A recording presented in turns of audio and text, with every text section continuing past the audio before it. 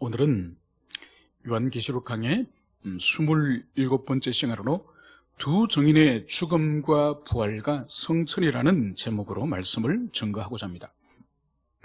우리는 지금 요한계시록에서 가장 많은 분량을 차지하는 3대 7중 재앙 가운데서 우리는 벌써 6번째 나팔까지 이제 불고 7번째 나팔을 앞두고 그 사이에 삽입된 바로 두 환상에 대해서 지금 상고를 하고 있습니다. 그 첫 번째 환상이 뭐였습니까? 천사의 손에 있는 펼쳐진 두루마리를 취하여서 먹는 그 사건이지 않습니까? 그 두루마리를 먹을 때에 입에서는 달았지만은 배에서는 아주 쓴 그런 고통을 경험합니다. 그러고 나서는 이제는 세상으로 이제 이 요한은 파송되어서 왕들과 나라들과 백성과 박은을 위해서 이제 말씀을 선포하는 정말 마지막 이제 하나님의 심판과 이 종말론적인 운명에 대해서 선포하는 그 사명에 대해서 첫 번째 환상을 살펴봤습니다. 두 번째 환상은 우리가 지난주에 무엇이었습니까? 요한이 갈대와 같은 지팡이를 취하여서 이제 성전과 제단과 그리고 성전에서 예배드린 사람들의 수를 청량하지 않았습니까?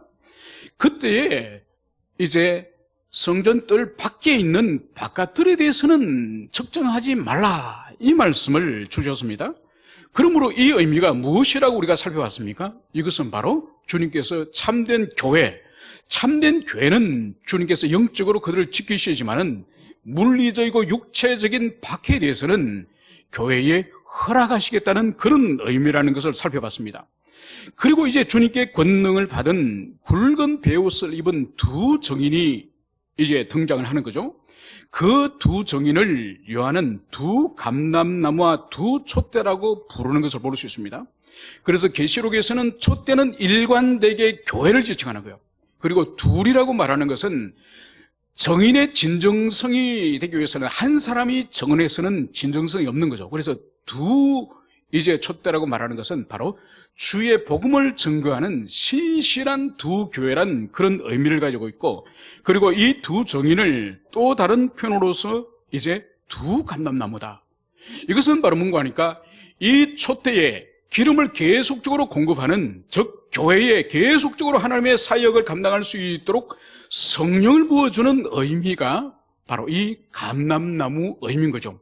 그래서 두 감람나무와 이 두 촛대라고 말하는 것은 바로 이 종말의 때에 이제 하나님의 이 말씀 사역을 감당할 교회와 그리고 그 교회에 부어지는 성령이라는 것을 우리가 지난 시간에 살펴봤습니다. 이제는 이 두 증인의 이해를 가지고 오늘 우리가 5절부터 이제 본문으로 들어가서 살펴보도록 하겠습니다. 이제 하나님이 세우신 이 두 증인에게 하나님께서 어떤 권세를 주셨는지 오늘 살펴보겠습니다. 오늘 5절에서는 만일 누구든지 그들을 해하고자 하면 그들의 입에서 불이 나와서 그들의 원수를 삼켜버릴 것이요, 누구든지 그들을 해하고자 하면 반드시 그와 같이 죽임을 당하리라, 이렇게 진술을 하고 있습니다. 여러분, 이 본문에서 두 증인에게 부여한 권세를 보면은 첫 번째는 오늘 입에서 불이 나와서 이들을 오늘 삼킬 것을 말씀을 하고 있습니다. 여러분, 이 부분은 구약 성경에서 어느 사건을 염두에 두고 오늘 이 환상을 보여준다고 생각하십니까? 이것은 먼저 민수기 10장 35절에 가면은 모세의 리더십에 대해서 부정하는 고라의 일당과 그리고 고라를 따랐던 250명의 그 지휘관들이 여호와께로부터 불이 나와서 그 250명이 불타 죽는 장면을 여기서 염두에 두고 있습니다. 그리고 또 열왕기 하 1장 10절과 12절에 가면은 북쪽 이스라엘의 악한 왕이었던 아시아가 엘리야를 이제 잡아러 50명의 군대를 보내는 거죠. 그래서 50부장과 함께 50명의 군대를 보낼 때에 하늘에서 불이 떨어져서 그 50명의 군대가 두 번씩이나 불에 타 죽는 사건이 있습니다. 그 사건은 오늘 여기에 염두에 두고 오늘 이 환상을 여기서 보여주고 있음을 알 수 있습니다. 그러면 오늘 이 성경에서, 이 계시록에서 실제적으로 이 두 증인의 입에서 불이 나와서 그리고 그 불이 사람들을 태워 죽였을까요? 그런 의미는 아니죠. 이 환상 또한 묵시적인 그런 언유기 때문에 이 부분을 물리적으로 이제 두 증인의 입에서 불이 나와서 사람들을 태워주고 있다는 의미라기보다는 오히려 예레미야 말씀을 우리가 이해할 때에 훨씬 더 가까운 것을 볼 수 있습니다. 예레미야 5장 14절에서는 이렇게 하나님께서는 말씀하고 있습니다. 내가 내 입에 있는 나의 말로 불이 되게 하고 이 백성으로 나부가 되게 하려니 그 불이 그들을 살리라. 여호와 하나님께서 이제 예레미야에게 말씀하시는 거예요. 그러니까 하나님께서 이 예레미야 입에 하나님의 말씀을 이제 두어서 예레미야 입에서 선포되어지는 하나님의 그 말씀이 불이 되게 하여서, 그리고 이스라엘 백성들은 나무가 되어서 예레미야 입에서 선포되어지는 그 말씀이 나무처럼 된 이 이스라엘 백성들의 심령을 불태우는, 그래서 여기서 오늘 이 묵시문학의 언유로서 이제 두 정인의 입에서 선포되어지는 그 말씀이 이제 인생들 향해서 그 심령을 이제 불태우고, 그리고 그 심령이 그 말씀에 의해서 회개하고 돌이키지 않을 경우에 이제 심판의 불을 받을 것이다. 이런 의미로 해석하는 것이 더 가깝다고 볼 수가 있습니다. 그래서 여기서 우리가 볼 수 있는 것이 뭔가 하니까 순수한 하나님의 말씀이 선포될 때에 우리 눈에는 보이지 않지만은 성령의 불이, 성령의 역사가 일어남을 그것을 볼 수 있습니다. 그래서 개인이 엄밀하게 저질렀던 그 죄들, 주님 앞에 부끄러웠던 그 삶들, 이런 것들을 성령과 말씀의 사역을 통해서 주님께서 깨닫게 하시고, 그래서 그것이 가슴에 찔리고 양심에 찔리고, 그래서 주님의 그 역사하심 앞에서 죄를 통회하고 자복하는 그 성령의 역사가 일어남을 오늘 여기서 이 두 정인의 입에서 나는 불로서 오늘 여기서 비유하고 있는 것을, 그것을 볼 수 있습니다. 여러분, 그래서 성령의 역사로 인한 이 말씀 사역만큼 우리의 죄를 드러내고, 그리고 세상의 그 죄를 드러내고, 또 악한 사단의 실체를 드러내고, 그래서 영적인 전쟁을 할 수 있는 이 원동력이 바로 주의 선명한 말씀과 그리고 성령의 역사인 것을, 그것을 볼 수 있습니다. 여러분, 이번 주에 아주 우리 기독교인으로서 또 부끄러운 일을 하나를 우리가 언론을 통해서 본 일이 있죠. 바로 뭐죠?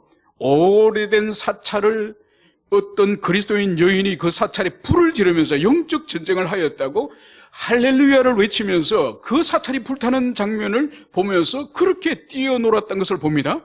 여러분, 그건 영적 전쟁이 아니에요. 그거는 방화죄예요, 방화죄. 형법상 방화죄요. 여러분, 영적 전쟁은 오늘 이 두 정인이 선포되어지는 이 말씀으로 세상 사람들의 그 죄를 드러내고, 성도들의 감춰진 죄를 드러내고, 그리고 사탄의 전략과 사탄의 음모들이 드러나서, 그래서 성령의 역사로 그것을 제어하고 그것을 파시하는 이것이 영적 전쟁이에요. 여러분, 그래서 영적 전쟁의 실체를 모르기 때문에 아주 어리석은 일을 교회들이 그것을 하는 거예요. 그래서 사람 속에 있는 귀신을 쫓아내느라고 사람을 때려서 죽이기도 하고, 그리고 이 교회에 그런 절이라든지 그런 문화재를 불태우면서 그렇게 영적 전쟁을 하기도 하고, 여러분, 그것은 성경이 가르치는 영적 전쟁이 아닙니다. 오늘 이 두 정인이 오늘 이 말씀 사역을 통해서 10년 가운데, 인간의 10년 가운데 바로 그 증거의 역사가 일어나는 이것이 영적 전쟁인 것을 우리는 기억해야 될 것입니다. 이제 이 두 정인에게 부유한 두 번째 권능이 뭐죠? 그것은 바로 그들이 권능을 가지고 하늘을 닫아 그 예언은 한 날 동안 비가 오지 못하게 하고, 또 권능을 가지고 물을 피로 변하게 하고. 여러분, 오늘 이 본문에서 우리에게 떠오르게 하는 이 사건, 하늘에 비가 오지 않도록 하늘의 문을 닫아버리고, 또 물을 변하여 피로 변하게 하는 이 구약적인 이 사건을 생각할 때에 어떤 인물이 떠오르죠? 그것은 우리가 알다시피 물을 피로 변하게 한 모세와, 그리고 기도할 때 3년간 하늘의 문이 닫혀서 비가 내리지 않아서 기근이 왔던 엘리야의 기적 사건을 우리는 잘 알고 있습니다. 오늘 이 두 증인에게, 이 교회에, 종말의 교회를 향해서 주님께서는 이 강력한 모세와 엘리야 같은 이 권능을 종말의 교회를 향해서 주시겠다, 이 말씀을 여기서 하고 있습니다. 왜냐하면 종말이 가까울수록 사단의 발악과 사단의 공격은 더욱더 가세지기 때문에 강력한 모세의 권능과 엘리야의 권능을 종말의 교회에게 주시겠다. 이것을 주님께서는 약속을 하고 있습니다. 그리고 이제 세 번째 부여한 권능이 뭐겠습니까? 그것은 바로 아무 때든지 원하는 대로 여러 가지 재앙으로 땅을 치리로다. 여러분, 여기서 우리는 놀라운 것을 발견할 수 있습니다. 바로 뭔가 하니까 말세의 교회를 향해서 복음을 증가하는 이 교회가 온전히 악의 세력과 사단의 역사를 이제 종식시키고 그들을 위해서 이제 무엇을 주시나? 바로 아무 때든지 원하는 대로 여러 가지 재앙으로 땅을 칠 수 있는 권능을 이제 하나님께서 주셨다. 이 말씀을 여기서 하는 거예요. 여러분, 그래서 말세의 이 교회를 향해서 거의 신적인 권능을 이제 교회에 주셨음을 그것을 여기서 볼 수 있습니다. 이 세 가지의 이 권능을 가진 이 교회가 이제 말세의 이 마지막 때 이 세상을 향해서 마지막 추수를 할 수 있도록 그 권능을 주었음을 그것을 볼 수 있습니다. 그러면서 오늘 7절에 가면은 악의 세력이 강력한 교회의 이 두 정인의 이 권능 앞에 이 악의 세력은 가만히 있지 않습니다. 이 악의 세력은 이 교회를 향해서 반격을 하는 것을 볼 수 있습니다. 오늘 7절에서는 이 두 정인의 사역이 영원하지 않고 한시적인 것을 우리가 볼 수 있습니다. 그래서 11장 3절에서 두 정인이 굵은 베옷을 입고 1260일을 예언할 것이라고 진술한 것처럼 오늘 2절에서는 이 거룩한 성이 42달 동안 이방인에게 짓밟히는 기간을 2절에서는 말씀하고 있습니다. 여러분, 그래서 1260일이나 이 42달은 같은 기간이에요. 그리고 이 계시록에서 이제 앞으로 우리가 더 살펴보겠지만은 한때, 두때, 반때라는 표현이 나옵니다. 그래서 이것을 합쳐서 세때 반이에요. 이 세때 반은 이게 3년 반을 말합니다. 그래서 이 계시록에서 등장하는 이 길, 날짜의 숫자 1260일, 42개월, 그리고 3년 반, 이것은 같은 기간을 의미한다는 것을 여러분들이 이해하시기 바랍니다. 그래서 신학적인 이야기들이 좀 더 있지만은 간략하게 말씀드리면 그리스도의 재림, 그리스도께서 이 땅에 재림하기 직전에 7년 대환란이 있는데 그 7년 대환란도 이제 전 3년 반, 후 3년 반으로 나눠지는 거예요. 그래서 여기서 말하고 있는 1260일, 42개월, 3년 반, 이것은 전 3년 반의 환란을 말합니다. 그리고 이제 우리가 이 12장부터 이제 넘어가게 되면은 이제 일곱 나팔부터 불게 되면은 이것은 이제 뒤 3년 반의 환란이에요. 그래서 전 3년 반의 환란과 뒤 3년 반의 환란은 완전히 수준이 다른 엄청난 차이가 나는 것을 그것을 볼 수 있습니다. 그것을 우리가 12장에서 좀 더 상세하게 진술을 하도록 하고, 그래서 이 1260이라는 것은 물리적인 그 날짜가 1260이라는 의미가 아닙니다.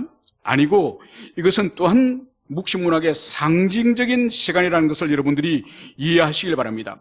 그래서 이 1260일의 이 사역, 이 복음 전파 사역이 끝나고 나서 이제 어떤 일이 벌어지느냐? 바로 무정에로부터 올라오는 짐승이 그들과 더불어 전쟁을 일으켜 그들을 이기고 그들을 죽일 터인저. 그러니까 이 영적인 이 전쟁, 이 싸움이 계속적으로 되어지는 것이 아니라 1260일까지만 이 두 정인의 사역이 이제는 종료가 되는 그 지점에 바로 무정에로부터 짐승이 올라오는 것을 여기서 볼 수 있습니다. 여러분, 우리는 이미 9장에서 이 무저갱이라는 것은 사탄과 그리고 귀신을 가두두는 영적 감옥의 처소라는 것을 이미 우리는 살펴봤습니다. 바로 거기로부터 오늘 짐승이 올라와서 이 두 정인 교회와 오늘 싸우는 것을 볼 수 있습니다. 그래서 이 무저갱에서 오는 이 짐승과 이 교회, 이 두 정인이 싸우면서 어떤 결과가 있느냐? 오늘 성경은 이 짐승이 이기고 그들을 죽일 터이니, 바로 교회와 이 무적에서 오는 이 짐승과의 이 전쟁 싸움에서 교회가 패배하였음을, 교회가 졌음을, 이 짐승이 이겼음을 오늘 여기서는 명백하게 기록하고 있는 것을 볼 수 있습니다. 여러분, 이것은 무엇을 의미하는 걸까? 우리가 명심해야 될 것은 악의 세력, 이 불의한 세력이 진리와 정의를 마치 이긴 것처럼 보이지만은 이것 또한 하나님의 비상한 섭리 가운데서 일시적으로 이 교회를 누르고 악의 세력이 이긴 한시적이고 제한된 그 시간인 것을 우리는 기억을 해야 될 것입니다. 그러면서 오늘 8절에서 보면은 이 두 정인을 이 짐승이 이제 죽인 이후에 어떻게 했느냐? 바로 큰 성 길에 이 시체를, 이 시신을 버렸다는 것을 오늘 여기서 볼 수 있습니다. 여러분, 히브리인들에게서는 죽은 사람의 시신을 묻어주지 않고 그 시신을 방치하는 것은, 이것은 아주 모욕적이고 수치적인 일이라는 것을 우리는 그 문화 가운데서 알 수 있습니다. 여러분, 여기서 우리가 볼 수 있는 것이 세상이 교회를 향해서 얼마나 정오심과 적대감이 있었는지, 이 두 정인을 시체가 길에 널브러져 있는 차로 방치하는 것을 통해서 교회를 향해서 이 세상의 적대감이 얼마나 큰지 그것을 여기서 보여주고 있습니다. 그래서 오늘 이 큰 성을 오늘 영적으로 소돔 또는 애굽이라고 부르고 있습니다. 여러분, 소돔은 구약성경에서 어떤 성입니까? 바로 엄난하고 폭력적이고 타락을 상징하는 성이 소돔성이지 않습니까? 그리고 애굽은 어떤 나라입니까? 애굽은 하나님의 백성들 영적 이스라엘을 박해하였던, 교회를 박해하였던 상징으로서 애굽이 존재하는 거죠. 그래서 이 애굽과 이 소돔이라고 하는 이 큰 성은 도덕적으로 타락하고 교회를 박해한 당시의 로마 제국을 지칭한다고 볼 수 있는 거죠. 그래서 결국은 궁극적으로 이 큰 성, 이 소돔이고 이 고모라인, 그리고 이 로마는 궁극적으로 이 세상을 말하는 거죠. 하나님을 떠나 있고 하나님을 대적하고 교회를 대적하는 이 세력으로서 이 세상을 의미한다는 것을 볼 수 있습니다. 그러면서 오늘 우리가 이해되어지기 힘든 이어지는 말씀이 있습니다. 그것은 바로 곧 그들의 주께서 십자가에 달린 곳이라. 바로 이 큰 성이 소돔이라고도 하고 애굽이라고도 하면서 또 우리 주님이 십자가에 달렸던 예루살렘이라고 오늘 여기서 말씀을 하고 있습니다. 여러분, 우리 주님은 로마에서도 달리지도 않으셨고 소돔에서도 달리지도 않으셨고 애굽에서도 죽으시지 않으시고 예루살렘에서 죽으셨습니다. 그러면 이 의미는 뭘까요? 이것은 문자적인 의미의 예루살렘을 말하는 것이 아닌 거죠. 그러니까 소돔이나 이 애굽이 하나님을 대적하는 악한 세력의 영향 아래에 있는 것처럼 이 예루살렘 또한 바로 성자 그리스도를 십자가 못 박아 죽이는 이 강력한 악의 세력의 지배하에 있었던 그런 세상의 도성이라는 것을 여기서 보여주고 있습니다. 여러분, 그래서 오늘날도 이 큰 도성에, 이 큰 성에서 두 정인이 죽어서 시체가 널브러져 있는 것처럼 오늘날도 이 세상에 얼마나 많은 교회들이 마치 죽은 시체처럼 널브러졌습니까? 이미 유럽 교회는 이미 시신이 다 되었죠. 아주 극소수의 교회들만 유럽 교회는 살아있고, 이제 그 영향력이 미국이나 우리 한국 같은 경우에도 이제 중병이 들어서 우리도 곧 시신이 될 가능성을 가지고 있는 그런 교회가 되었음을 우리는 알 수 있습니다. 여러분, 140년 전에 출생한 사탄 숭배자 가운데 아주 우두머리인 앨리스 베일리라는 여성이 있습니다. 이 앨리스 베일리라는 이 여성이 140년 전에 태어나서 한 7, 80년 전에 죽은 여성인데, 이 사람이 영매로서, 그리고 영적 사단과 교통하는 그런 영매인데, 이 사람이 그 자신들이 있는 그 교파에게 가정과 교회와 국가를 무너뜨리기 위한 10가지 전략이라는 것을 그들이 만들었습니다. 여러분, 140년 전에 태어나서 한 7, 80년 전에 죽었던 그 여인이 10가지 교회를 무너뜨리기 위한 전략을 우리가 볼 때에 온몸의 전율을 느끼게 합니다. 제가 읽어드리겠습니다. 첫 번째로 이 앨리스 베일리의 10가지 전략은 뭔가 하니까 교육 시스템으로부터 하나님과 기도를 제거하라. 이건 이제 서구 사회를 전제로 한 거예요. 미국이나 유럽에서 학교라든지 교육 그 과정에서 하나님께 예배드리는 거나 기도하지 못하도록 철저히 여러분, 미국과 유럽 학교들이 그러지 않았습니까? 학교에서 예배드리지 못하고 성경 못 가르치고 기도하지 못하도록. 두 번째로 아동들에 대한 부모의 권위를 축소시켜라. 그리고 아동들에 대한 부모의 어떤 징계라든지 양육이라든지 교육의 간섭을 현저하게 부모의 그 권한을 빼앗아라. 이런 의미죠. 세 번째로 기독교 가정구조, 전통적 기독교 가정구조를 파괴하라. 그러니까 가정을 파괴하는 그 방법을 전략으로 제시를 하고 있습니다. 네 번째로 프리섹스 사회를 만들라.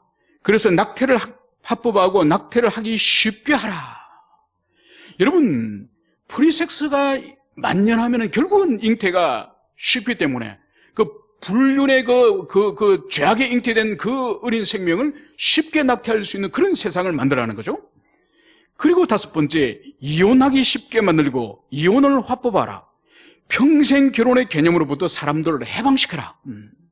아직도 당신은 그 여성과 살고 있습니까? 아직도 당신은 그 남자랑 살고 있습니까? 이런 말이 되도록. 그래서 평생에 한 배우자와 고락을 하는 이런 사회가 아니 되도록. 그리고 여섯 번째로는 동성애를 대체 생활 방식으로 만들라. 꼭 남자는 여성과 여성은 남자와 이런 고정관념을 없애라는 거예요. 그리고 일곱 번째로 예술의 품격을 떨어뜨려서 미친 예술이 되게 하라. 그러니까 이 예술의 세계, 영화라든지 노래라든지 이 모든 예술의 세계를 아주 광적이고 아주 저질스러운 그런 문화예술계를 만들라. 이것이 일곱 번째고, 여덟 번째는 미디어를 활용하고 선전하여 인간의 사고체계를 바꾸라. 그래서 이 인간의 이 사고체계를 미디어라고 하는 거대한 이 도구를 사용해서 모든 국민과 대중을 이제는 변화시키는 그 시스템을 사용하라. 그리고 아홉 번째는 종교통합운동을 일으키라. 여러분, 종교통합운동을 일으키는 것은 뭔가 하니까 예수 그리스도의 유일성을 파괴하라는 거예요. 그러니까 모든 종교마다 구원이 있음을 그것을 증거하도록 하기 위해서 예수 그리스도의 유일성을 파괴하고 모든 종교는 다 하나로 구원을 얻을 수 있다. 마지막 열 번째는 지금까지 이 아홉 가지의 이 사단의 전략을 각 정부로 하여금 법을 만들고 제도를 만들어서 그 사회에 뿌리 내도록 하라. 이것이 앨리스 베일리의 140년 전에 태어났던 이 여인이 가정과 교회와 국가를 허물어뜨리기 위한 사단의 10가지 전략이라는 것이 그것이 지금까지 면면이 내려왔습니다. 놀라운 것은 이 10가지가 오늘날 거의 대부분 세계적인 그런 국가들 안에서 이미 뿌리를 내렸다는 거죠. 정말 놀랍지 않습니까? 여러분, 창세 이래 에덴에서 이제 인간이 타락하여서 이제 하나님을 떠난 이후로 이 사탄의 궁극적인 목적은 가정을 해체하고 교회를 해체하고 그리고 더 나아가서 국가를 해체하여서 무질서와 혼란한 이 세계를 만드는 것이 이것이 바로 사탄의 전략이에요. 우리 이걸 영적으로 분별해야 돼요. 그래서 세상적인 어떤 흐름이 일어나고 사회적인 운동이 일어나고 이런 흐름이 일어날 때에 성경의 관점으로 영적으로 분별해야지 매스컴이 떠들고 세상 사람이 떠드는 그거를 따라가서는 안 되는 거죠. 그래서 우리는 성경의 렌즈로 성경의 관점으로서 이 세상에 일어나는 모든 일들 해석할 수 있는 그런 거듭난 그 세계관과 관점을 우리 모두가 가지시기를 축원합니다. 이제 11절과 12절에서는 이제 여기서 볼 수 있는 것은 이제 모세가 이제 이집트에서 10가지 재앙을 선포하고 그리고 엘리야 선지자가 사마리아에서 사역할 때에 아합이나 이세벨이나 이 바알 선지자들이 어떤 마음을 가졌겠습니까? 오늘 이 두 증인의 이 사역을 이 사람들이 얼마나 고통스러워했고 싫어했으면 이들의 시신을 장사 지내지 못하게 했고 그리고 이들이 이 세상을 얼마나 괴롭게 하였으면 이 두 선지자의 죽음을 보고 마치 잔치를 하듯이 선물을 교환하였다고 오늘 성경은 말씀을 하고 있습니다. 여러분, 오늘날도 마찬가지예요. 우리 주변에 이 세상에 믿는 사람이 있긴 하지만은 그 믿는 사람이 신앙이 올바르지 않으면 세상 사람은 전혀 긴장하지 않습니다. 전혀 두려워하지 않습니다. 여러분, 함께 회식 자리에서 함께 먹고 마시고 함께 취하고 함께 죄를 지으면은 그런 그리스도인은 옆에 있어도 아무런 신경을 쓰지 않아요. 그런데 이 두 정인이 선명한 하나님의 말씀을 선포하고, 그리고 그 심판의 말씀을 선포하고, 회개하지 않으면 반드시 멸망할 것이라는 그 말씀을 선포했을 때에 이들이 얼마나 고통스러웠으면은 이들의 시신을, 두 정인의 시신을 이제 그리에 버려서 조롱을 당하고 모욕을 당하도록 하고, 그리고 이 두 성인의 죽음이 얼마나 기쁜 그들의 복된 소식이었으면은 그들이 잔치를 하고 서로 선물을 주고받는 이런 일이 일어났음을, 그것을 보여주고 있습니다. 여러분, 여기서 우리가 볼 수 있는 것이 바로 뭔가 하니까 이 선물을 주고받는 이 일은 에스더서에서 등장합니다. 그러니까 에스더서에 보면은 이스라엘 백성들을 한날에 다 몰살시키려고 이 하만이 업무를 짜지 않습니까? 그런데 그 업무에 자기 자신이 오히려 장대에 매달려 죽게 되는 거죠. 그래서 민족 전체가 집단 학살당할 그 위기에 이스라엘 백성들이 구원을 얻었기 때문에 그 절기를 특별히 불임절이라 그래서 지금도 그 사람들이 지키고 있습니다. 그 불임절을 맞이할 때 서로 선물을 주고받고 잔치를 한 거죠. 오늘 이 세상 사람을 보십시오. 하나님이 돌이키라고, 그렇게 살면 망한다고, 그렇게 살면 반드시 심판한다고, 이 말씀이 얼마나 고통스러웠으면은 마치 불임절을 맞이하여서 이스라엘 백성들이 죽다가 살아난 사람들이 그렇게 선물을 주고받고 잔치를 벌였던 것처럼 이 사람들이 하나님의 그 선포되어지는 두 선지자의 말씀 앞에 회개하기는커녕 얼마나 고통스러웠으면은 두 선지자가 죽은 그 죽음을 보고 잔치를 하고 선물을 하였겠습니까? 여러분, 그렇기 때문에 이 세상은 사실은 교회를 향해서 많은 것을 기대하고 있는 건 사실이에요. 여러분, 그래서 다른 종교의 지도자들이 어떤 타락을 하거나 범죄를 하였을 때는 사회적인 이슈가 되지 않습니다. 그런데 기독교 목회자들이나 기독교 어떤 직분자들이 사회적인 어떤 사고의 주인공이 되면은 대대적으로 어느 교회 장로, 목사 이렇게 해서 대대적으로 그것을 볼 수 있습니다. 여러분, 여기서 이건 두 가지 문제예요. 세상이 그리스도인에 대해서는 높은 기대를 가지고 있다는 그런 의미 하나와 함께 또 다른 의미는 뭔가 하니까 그리스도인들을 향해서는 항상 세상이 공격할 준비가 되는 거예요. 그래서 작은 허물이라도 침소봉대하여 키워서 세상이 교회와 그리스도인과 하나님을 이제 모욕하려고 하는, 이것이 항상 세상과 사단은 준비가 된 거예요. 그렇기 때문에 우리는 이 세상의 이 정체와 이 본질을 정확하게 우리가 이해하고 있어야 됨을, 그것을 볼 수 있습니다. 이제 그러면은 이제 악이 승리하고 이제 교회는 무너지고 이제 교회는 파멸하고 이제 이것으로 끝이란 말입니까? 아닙니다. 이제 11절과 12절에서는 3일 후에 하나님께로부터 생기가 그들 속에 들어가매 그들이 발로 일어서니 구경하는 자들이 크게 두려워하더라. 여러분, 두 정인이 이 교회가 짐승의 죽임을 나고 3일 반이 지났습니다. 이 3일 반이 지난 이후에 이제 하나님께로부터 생기가 바로 이 두 정인 교회에게 이제 들어갔음을, 그것을 보여주고 있습니다. 그래서 이 두 정인, 이 교회는 드디어 자기 발로 일어남을 여기서 볼 수 있습니다.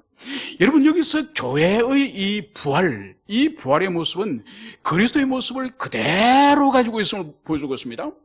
그러니까 그리스도께서 지상에 계실 때에 그의 공생에 힘을 다해 복음을 전가하지 않았습니까? 힘을 다해 복음을 전하였고, 그 마지막에는 비참한 십자가의 죽음을 당하신 것이요.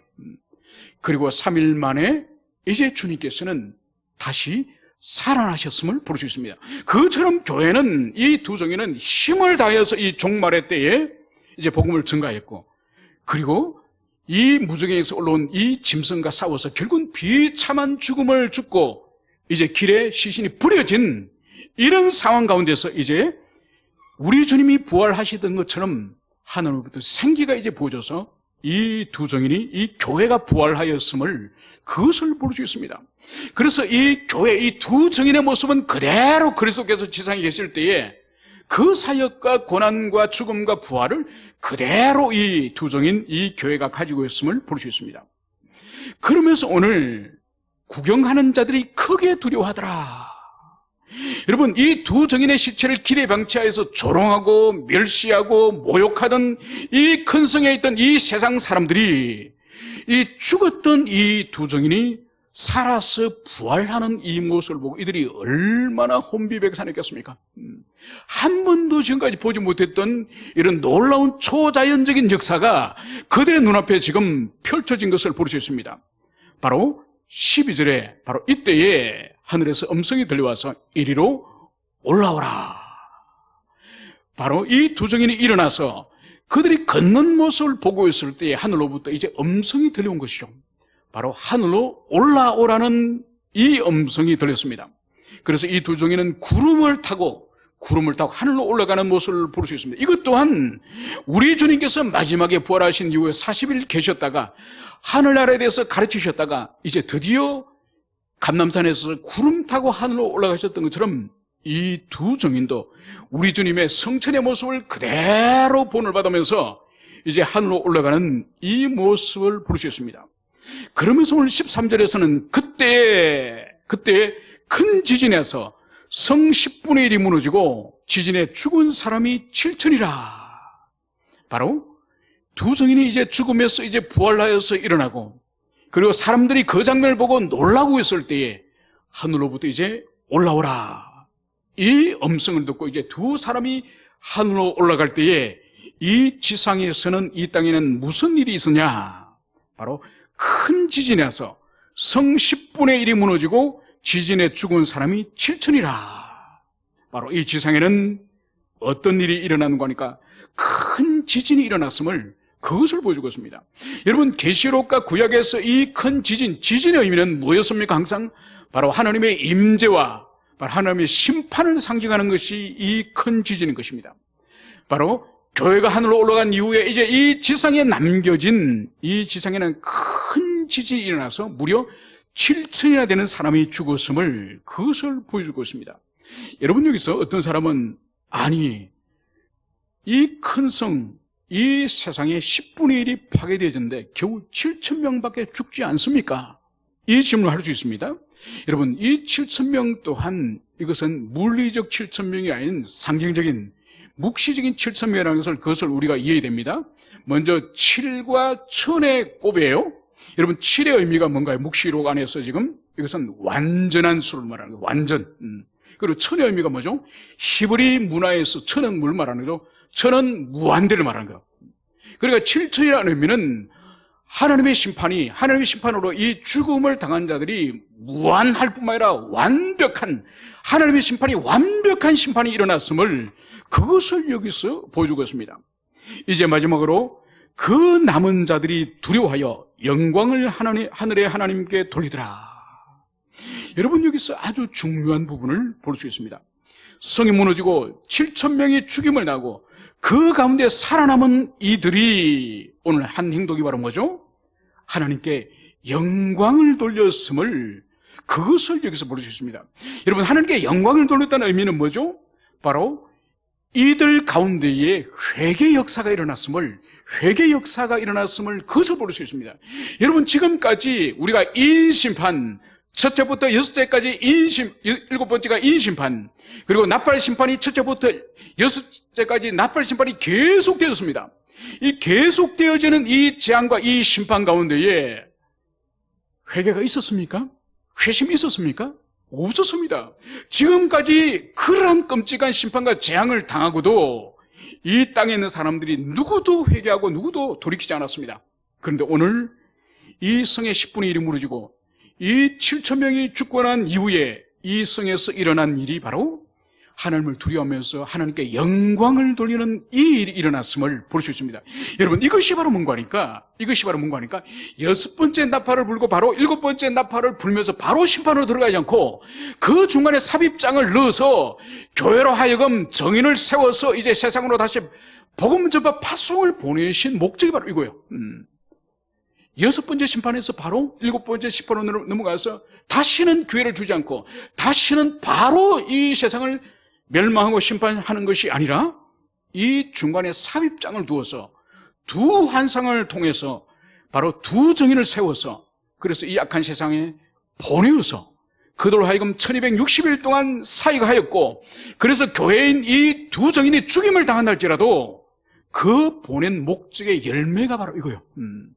바로 지금까지 그 많은 재앙과 심판 가운데서도 움직이지 않은 이 인생들의 이 심령이 드디어 오늘 이 두 정인 교회의 마지막 종말론적인 이 복음 선포 앞에서 드디어 이 사람들이 이제 회개하며 돌이키며 하나님께 영광을 돌린 것을 여기서 볼 수 있는 거예요. 여러분, 여기서 우리가 볼 수 있는 것이 바로 뭔가 하니까 두 가지요.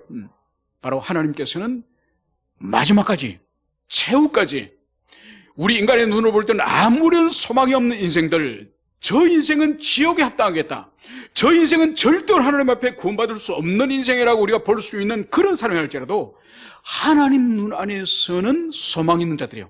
그래서 그 영혼이 한 명이라도 있을 때는 주님은 포기하지 않습니다. 끝까지 주님께서는 그 영혼을 구원하기 위해서 힘을 다하시는 분이시고, 그 사역을 위해서 주님은 누구를 사용하시느냐? 바로 교회를 사용하는 것이죠. 그래서 여섯 번째 나팔을 불 때까지 회개하지 않고 하나님을 대적하고 귀신을 섬기고 여전히 엄난하고 여전히 우상을 섬기는 그 인생을 향해서 하나님께서 가라 하실 때에, 가서 증거하라 하실 때에 순종할 때에, 비록 교회가 죽임을 당하고 순교를 한다 할지라도 순종할 때에 바로 하나님께 영광을 돌리는 큰 회개의 역사가 있음을 볼 수 있습니다. 그래서 하나님이 포기하지 않는 이 세상을 향해서 교회도 끝까지 복음을 전가하는 이 사명을 감당하는 것이 바로 이 종말론적인 교회의 사명인 것을 오늘 이 11장에서는 이 교회의 마지막 종말적인 모습을 여기서 보여주고 있습니다. 이제 말씀을 정리하며 우리 자신에게 적용을 해보고자 합니다. 여러분, 역사의 시간은 지금 점점 더 빠른 속도로, 마치 산꼭대기에서 바위를 굴르면은 이 바위가 처음에는 천천히 굴러가지만은 계곡 속으로 더욱더 깊이 들어갈수록 더 빠른 속도인 것처럼 지금 인류의 역사는 이제 마지막 심판을 향해서 점점 더 빠른 속도로 지금 굴러가고 있습니다. 지금 우리는 인나팔 대접 심판 가운데서 어느 시점에 있다고 말할 수는 없지만 분명한 것은 점점 속도는 빨라지고 점점 이제 마지막 이 대심판이 임박해져 있다는 것은 분명합니다. 그러므로 우리가 이 시기에 우리 자신과 교회가 해야 될 힘써야 될 일이 뭐냐?